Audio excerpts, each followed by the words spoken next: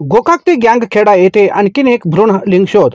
ज्या हॉस्पिटलमध्ये गर्भाची तपासणी केली जात होती त्यावर आरोग्य अधिकाऱ्यांनी हल्ला केला। आरोग्य विभागाचे अधिकाऱ्यांनी रात्री उशिरा रुग्णालयात छापा टाकला। बेळगाव जिल्ह्यातील गोकाक नगर येथील इकरा हॉस्पिटलवर अधिकाऱ्यांचा हल्ला। विवेक दोरे यांच्या नेतृत्वाखाली या अधिकाऱ्यांनी हल्ला केला। भ्रूण हत्या प्रतिबंधक आयोगाच्या अधिकाऱ्यांनी अचानक हल्ला। गर्भाचे लिंग शोधण्यासाठी डॉक्टरांना एजंटमार्फत पैसे मिळत होते। तुकाराम खोत नावाच्या एजंटकडून पैसे घेताना अधिकाऱ्यांना रंगेहात पकडण्यात आले। डॉक्टर खुटेजा मुल्ला याला 1,08,000 घेताना रंगेहात पकडले आहेत। काल एकाच दिवशी 4 गरोदर महिलांची तपासणी करण्यात आली होती। गोकाक येथील इकरा रुग्णालयाला आरोग्य अधिकाऱ्यांनी वेढा घातला व हॉस्पिटलला सीज करण्यात आली होती। DHO डॉक्टर महेश कोनी, THO मुत्तन्ना कोपडा अधिकाऱ्यांना साथ। शिवा न्यूजसाठी शिवानंद वशेदार।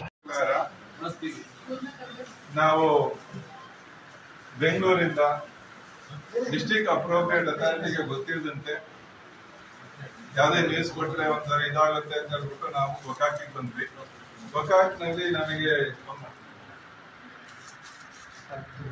ತುಕಾರಾಮ್ ಭೀಮಪ್ಪ ಕೋತ್ ಅನ್ನೋರು ಒಂದು ಪೇಷಂಟ್ಗೆ 35,000 ತಗೊಂಡು, ನಮ್ಮದೇ ಪೇಷಂಟ್ಗೆ 35,000 ತಗೊಂಡು ಒಂದು ಸೆಕ್ಸ್ ಡಿಟರ್ಮಿನೇಷನ್ ಮಾಡ್ಕೊಡ್ತೀನಿ ಅಂತ ಹೇಳಿದ್ರು। ಅದರಂತೆ ಬಂದಾಗ ನನಗೆ ಇಲ್ಲಿ 4 ಕೇಸ್ಗಳು ಸಿಕ್ತು। ಹೌದಾ? 4 ಕೇಸ್ಗಳು ಸಿಕ್ತು। 4 ಕೇಸ್ನಲ್ಲಿ ಅವರು ಈ ಡಾಕ್ಟರ್ಗೆ 20,000 ರೂಪಾಯಿ, ಮಿಕ್ಕಂತದ್ದು ಅವ್ರ ಕಮಿಷನ್ ಆಗಿ ಇಟ್ಕೊಳ್ತಾಯಿದ್ದಾರೆ। ಇನ್ ಬಿಟ್ವೀನ್ ಇದರಲ್ಲಿ ಕೆಲವು ಏಜೆಂಟ್ಗಳಾಗಿ ಯಾರು ಅಲ್ಲ SS ಪಾಟೀಲ್ ಅಲ್ಲ, ಪೂಜಾರಿ ಸಿದ್ಧಾರ್ಥ್ ಪೂಜಾರಿ ಅವರು ಇವರಿಗೆ ಏಜೆಂಟ್ ಆಗಿ ವರ್ತಿಸಿದ್ದಾರೆ।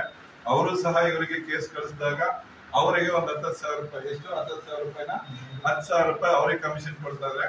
ಬಟ್ ಇವರಿಗೆ ಎಲ್ಲಾ ಸರಿನೂ 20,000 ರೂಪಾಯಿ ಕೊಡ್ತಾ ಇದ್ದಾರೆ। ಇವರಾಗಿ ಡೈರೆಕ್ಟ್ ಕರ್ಕೊಂಡ್ ಬಂದ್ರೆ ಮಿಕ್ಕಂತ ಕಮಿಷನ್ 20,000 ನಂತರದ್ದು ಅವರಿಗೆ ಅಂತ ಇಟ್ಕೊಳ್ತಾ ಇದ್ದಾರೆ। MTP ಈ ಕೇಸ್ ನಲ್ಲಿ MTPಗಳು ಮಾಡಿಸ್ಬೇಕಾದ್ರೆ MTP ಅನ್ನ ಕೆಲವು ಸರಿ ಇದೇ ಆಸ್ಪತ್ರೆ ಇಕ್ರಾ ಹಾಸ್ಪಿಟ್ಲು ಖುತೇಜಾ ಮೇಡಮ್ ಹತ್ರನೇ ಮಾಡಿಸ್ತಾರೆ, ಕೆಲವು ಸರಿ SS ಪಾಟೀಲ್ ಅಂತ ಹೇಳ್ಬಿಟ್ಟು ಮೂಡ್ಲಿಗೆಯಲ್ಲಿ ಒಬ್ಬ BHMS ಡಾಕ್ಟರ್ ಹತ್ರ ಮಾಡಿಸ್ತಾ ಇದ್ರು। ಇದು ಮಾಡ್ತಾ ಇದ್ದಾಗ ಅವರು 20,000 ರೂಪಾಯಿ ಅವ್ರು ತಗೊಳ್ತಾ ಇದ್ರಂತೆ। ಇಬ್ರು 20,000 ರೂಪಾಯಿ ಯುನೀಕ್, ಅದರಲ್ಲಿ 2,000 ರೂಪಾಯಿ ಅವ್ರಿಗೆ ಕಮಿಷನ್ ಕೊಡ್ತಾ ಇದ್ರು। ಹೌದಾ? ಹೌದಾ ಮೇಡಮ್? ಕರೆಕ್ಟ್ ಇದೆಯಲ್ಲ? ನೀವು ಹೇಳಿಕೆ ಏನ್ ಕೊಟ್ಟಿದ್ದೇನಲ್ಲ, ಇದ್ರಲ್ಲಿ ಏನೋ ಚೇಂಜಸ್ ಇದ್ರೆ ಇದುವರೆಗೂ ಇವ್ರು ಹೇಳ್ತಾ ಇರೋಂಥದ್ದು ಒಂದು 3-3.5 ವರ್ಷದಿಂದ ಅವ್ರ ಮಗಳಿಗೆ ಫಸ್ಟ್ ಮಾಡಿಸಿದ್ರು, ಅಲ್ಲಿಂದ ಇಲ್ಲಿವರೆಗೂ ಮಾಡಿಸ್ತಾ ಇದ್ದಾರೆ ಅಂತ। ಬಟ್ ಇವರು ಅದನ್ನ ಡಿಲೇ ಮಾಡ್ತಾ ಇದ್ದಾರೆ। 1 ವರ್ಷದಿಂದ ಮಾಡ್ತಾ ಇದ್ದೀನಿ, ಒಂದು 40ರಿಂದ 50 ಮಾಡ್ತೀನಿ ಅಂತ ಹೇಳಿದ್ದಾರೆ। ಇವರು ಒಂದು 70ರಿಂದ 80 ಕೇಸ್ಗಳನ್ನ ಮಾಡಿಸಿದೀನಿ ಅಂತ ಹೇಳಿದ್ದಾರೆ। ಇದು ಸೆಕ್ಸ್ ಡಿಟರ್ಮಿನೇಷನ್ ಮಾಡಬಾರ್ದು ಅನ್ನೋದು ಗೊತ್ತಿದ್ರು, ಪಿಸಿಪಿಎನ್ಟಿ ಆಕ್ಟ್ ಇದ್ರು, ಇಷ್ಟೆಲ್ಲ ಅವೇರ್ನೆಸ್ ಕೊಟ್ಟಿದ್ರು, ಇದು ಓಪನ್ ಆಗಿ ಒಂದು ಮೈನ್ ಬೀದಿಯಲ್ಲ ಇವರು ಸೆಕ್ಸ್ ಡಿಟರ್ಮಿನೇಷನ್ ಮಾಡ್ತಾ ಇದ್ದಾರೆ। ಇದಕ್ಕೆ ಈ ಕೇಸನ್ನ ರಾಜ್ಯ ಸಕ್ಷಮ ಪ್ರಾಧಿಕಾರದ ಡಾಕ್ಟರ್ ವಿವೇಕ್ ದೊರೆ ಆದಂತ ನಾನು ಪರವಾಗಿ ಮಾಡ್ತಾ ಇದ್ದೀನಿ।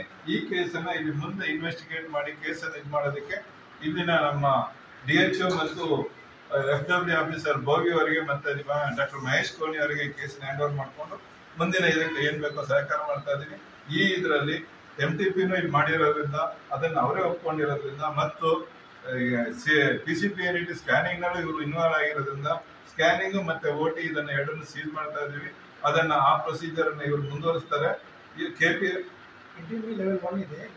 KPMA ಇದು ಲೆವೆಲ್ 1 ಇದೆ, ಅಲ್ಲಿ ಅದನ್ನ ನೋಡ್ಕೊಂಡು ಆ ಇದ್ರಲ್ಲಿ ಏನಾದ್ರು ಲೆವೆಲ್ 1 ಅಂದ್ರೆ ಬರೀ MBBS ಡಾಕ್ಟರ್ ಮಾತ್ರ ಮಾಡ್ಬೇಕಾಯ್ತು।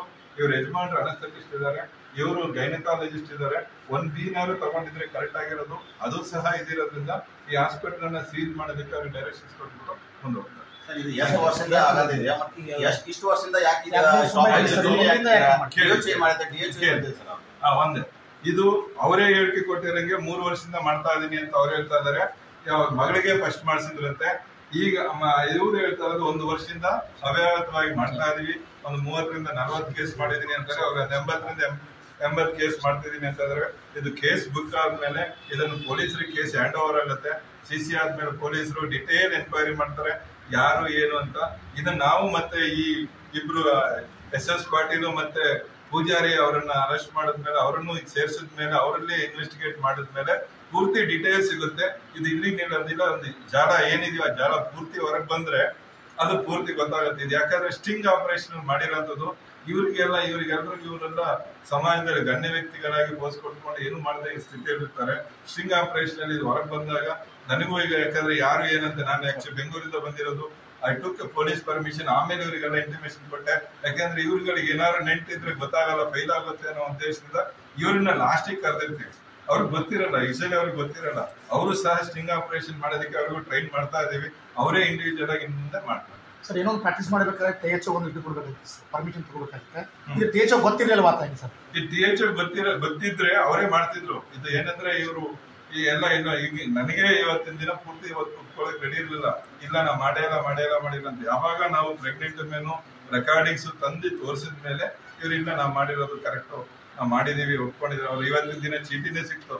ಇವತ್ತು 4 ಜನಕ್ಕೆ ಮಾಡಿರೋದು, 2 ಜನಕ್ಕೆ ಮೇಲ್ ಅಂತ ಬರ್ದಿರೋ, ಒಂದು ಫೀಮೇಲ್ ಬಂದಿದ್ದಾರೆ. ಇನ್ನೊಂದು ಪೇಷಂಟ್ಗೆ 29ನೇ ತಾರೀಕು ಕೊಡ್ತೀವಿ ಅಂತ ಹೇಳಿದ್ದಾರೆ. ಈ ರೀತಿ ಅವರು ಒಂದು ಪೇಷಂಟ್ಗೆ ರಿವೀಲ್ ಮಾಡಕ್ ಸಾಧ್ಯ ಆಗಿಲ್ಲ. ಯಾಕಂದ್ರೆ ಮಗು ಪೊಸಿಷನ್ ಒಂದು ಇದ್ರಲ್ಲಿ ಇದ್ದಿರುತ್ತೆ. ಅದಕ್ಕೆ ಮತ್ತೆ 29ನೇ ತಾರೀಕು ಬನ್ನಿ ಅಂತ ಹೇಳ್ಬಿಟ್ಟು ಅವ್ರಿಗೆ ಮಾಡ್ತಾರೆ. ಸರ್ ಚೆಕ್ ಮಾಡೋರು ಸರ್ ಒಂದು ಅಪರಾಧ ಅಂದ್ರೆ ಚೆಕ್ ಮಾಡ್ಕೊಂಡು ಬರೋರು ಕೂಡ ಅವರು ಅಪರಾಧ ಇದೆ. ಇಬ್ರಿಗೂ ಎಲ್ರಿಗೂ ಅಪರಾಧನೇ. ಇವತ್ತು ಅವ್ರು ಏನೇನ್ ಚೆಕ್ ಮಾಡ್ಕೊಂಡಿದಾರಲ್ಲ ಆ 4 ಜನ ಅವ್ರ ಮೇಲೂ ಕೇಸ್ ಬುಕ್ ಆಗುತ್ತೆ. ಒಬ್ರು ನಮ್ಮ ನಮ್ ಕಡೆಯಿಂದ ಬಂದಿರೋರಿಗೆ ಮಾತ್ರ ಬಹುಮಾನ ಕೊಡ್ತೀವಿ, 1 ಲಕ್ಷ ರೂಪಾಯಿ ಬಹುಮಾನ ಇರುತ್ತೆ. ಇನ್ನು 3 ಜನಕ್ಕೂ ಸೇರಿಸಿ ಅವ್ರಗಳಿಗೆಲ್ಲ ಕೇಸ್ ಬುಕ್ ಮಾಡ್ತೀವಿ.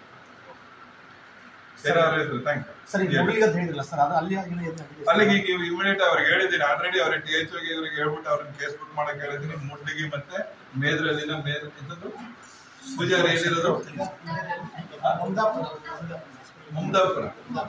ಮಮದಾಪುರ ಅಲ್ಲಿ ಒಬ್ರು ಇದಾರಂತ ಏಜೆಂಟು. MTP ಮಾಡೋಂಥವ್ರು ಮೂಡ್ಲಿಗಿಯಲ್ಲಿ SS ಪಾಟೀಲ್ ಅಂತ ಇದ್ದಾರೆ. ಅವರನ್ನು ಸೀಸ್ ಮಾಡೋದಕ್ಕೆ ಆಲ್ರೆಡಿ DHO ಮತ್ತೆ THO ಮತ್ತೆ FW ಹೇಳಿದೀವಿ. ಅದು ಸೀಸ್ ಆಗುತ್ತೆ. ಸರ್ ಜನ ಏನ್ ಮಾತಾಡ್ತಾರಂದ್ರೆ ಏನು ಬರ್ತಾರೆ ರೇಡ್ ಹಾಕ್ತಾರೆ, ಕ್ರಮ ಆಗಲ್ಲ, ಕಂಟಿನ್ಯೂ ಆಗುತ್ತೆ. ಒಂದು ಇದಿಷ್ಟೆಲ್ಲ ಹಿಡಿದಿರೋದು ನಿಮಗೆ ಅಡ್ರೆಸ್ ಮಾಡ್ತಾ ಇರೋದು ಇದು ದೊಡ್ಡದಾಗಿ ಆಗ್ಲಿ. ಈ ಮಂಡ್ಯ ಮೈಸೂರಲ್ಲಿ ಹೆಂಗಾಯ್ತು ಆ ರೀತಿ ನೀವು ಅದನ್ನು ಫೋಕಸ್ ಮಾಡಿದ್ರಷ್ಟೇ ಇದು ಇಲ್ಲಿರುವಂತ ಎಲ್ರಿಗೂ, ಸಾಮಾಜಿಕರಿಗೂ ಸಾರ್ವಜನಿಕರಿಗೂ ಎಲ್ರಿಗೂ ಇದಾಗೋದ್ರಿಂದ ಒಂದು ಸಾಮಾಜಿಕ ಪಿಡುಗಿದು. ಆ ಪಿಡುಗನ್ನು ಕಿತ್ತಿಸಬೇಕು ಅಂದ್ರೆ ಎಲ್ರೂ ಕೈ ಜೋಡಿಸ್ಬೇಕು. ಮೀಡಿಯಾ, ಸಾರ್ವಜನಿಕರು, ಅಧಿಕಾರಿಗಳು, ಕೋರ್ಟ್, ರಾಜಕಾರಣ ಎಲ್ರೂ ಸೇರಿಸಿದ್ರೆ ಇದನ್ನು ಒಂದು ಇದಾಗಿರುತ್ತೆ. ಎಸ್ಪೆಷಲಿ ನಮ್ಮ ಲಾಯರ್ಗಳು ಅದ್ರ ಬಗ್ಗೆ ನಾವು ಓಡಾಡುವಂತ ಇಂಥವರಿಗೆ ನಿರ್ದಯವಾಗಿ ಕ್ರಮ ಕೈಗೊಳ್ಬೇಕು ಅನ್ನೋದು ಇದ್ರೆ ಅವಾಗ ಇದ್ದಿರಲ್ಲ, ಅವ್ರಿಗೆ ಯಾರು ಮುಂದೆ ಬರಲ್ಲ. ಈಗ ನಮಗೆ ಇರೋಂಥ ನಮ್ಮ ಅಧಿಕಾರದಲ್ಲಿ ಏನಿರುತ್ತೋ ಅದನ್ನ ಮಾಡಿ ನಾವು ಕ್ಲೋಸ್ ಮಾಡಿರ್ತೀವಿ. ಇದನ್ನ ಮುಂದೆ ತಗೊಂಡೋಗುವಂಥದ್ದು ನಮ್ಮ ಅಧಿಕಾರಿಗಳು ತಗೊಂಡೋಗ್ತಾರೆ. ನೀವು ಇದನ್ನ